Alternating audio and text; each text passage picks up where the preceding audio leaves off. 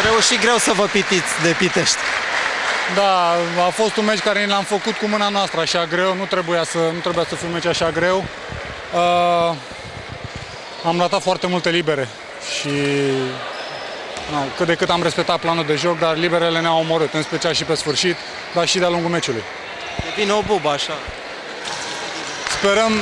Sperăm să nu mai fie. O rezolvăm noi până la următorul meci. Cândva suporterii vor scăpa de emoții în privința unui joc și a unui rezultat?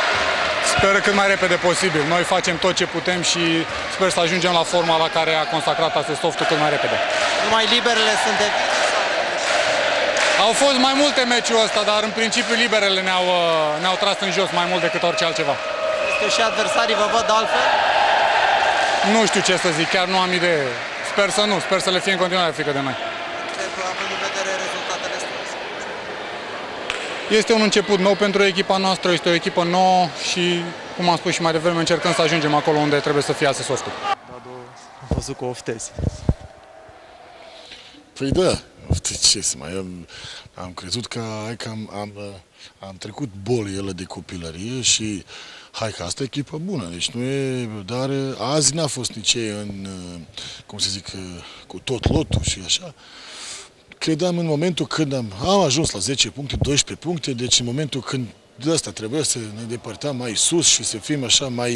Noi am intrat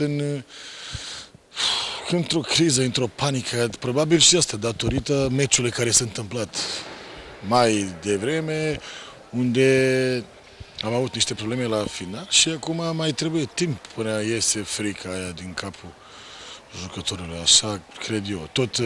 Tot foarte prost la linie de libere, deci libere nu este nimic decât o concentrare. Deci 56-7% libere este foarte prost. Deci, A venit Oboa.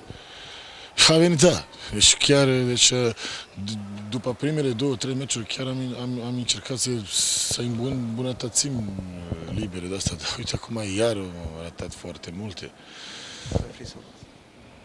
Care ar fi soluția? Tot o să muncim din nou și o să ne antrenăm libere. Ce să mai fac? Dar eu cred că și așa te întorci cam greu după primele două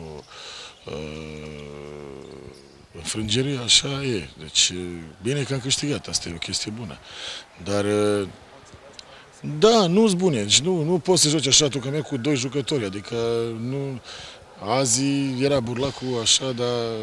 Când e vorba de puncte și așa, dar... Sașa, cât de cât și Levi, cât de cât, hai ca...